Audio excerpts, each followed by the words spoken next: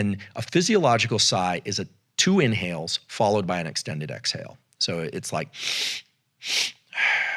it's not just a deep breath, it's 2 inhales followed by an exhale, okay? And what that does, and this has been shown several times now in humans and other species as well, is it dilates the little sacs of the lungs, and that second inhale dilates them a little bit more, and it pulls a little bit of carbon dioxide out of the bloodstream so that when we exhale, we offload the maximum amount of carbon dioxide, and it perfectly adjusts the ratio of carbon dioxide and oxygen in the bloodstream and lungs.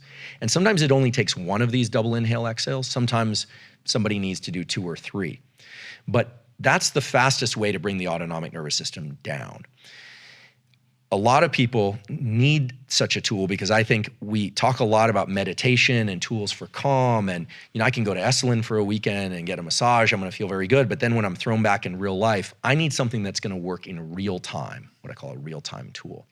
And most people don't know how to control their autonomic nervous system because it's complicated. I can't control my liver function. I can eat, that will calm me, but that has complicated, issues with it too if I'm just eating to calm myself.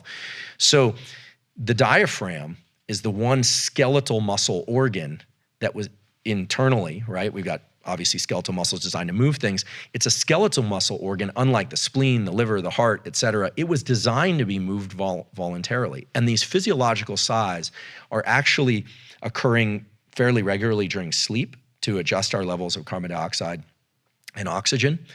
And there's a recent study showing that in claustrophobia, this is the breathing pattern that people default to try and offload that carbon dioxide.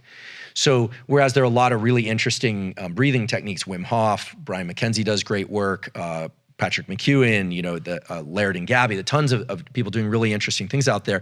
My lab has been focused on what are the neural circuits that are designed to achieve particular states that happen to impinge on and capture diaphragm function.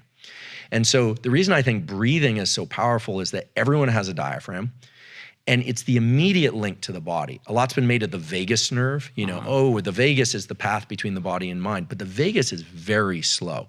The vagus nerve calming is what you experience when you eat a really rich, carbohydrate-rich meal, or you've had a long day and you put your feet up and you're finally relaxing. It takes minutes to hours to kick in.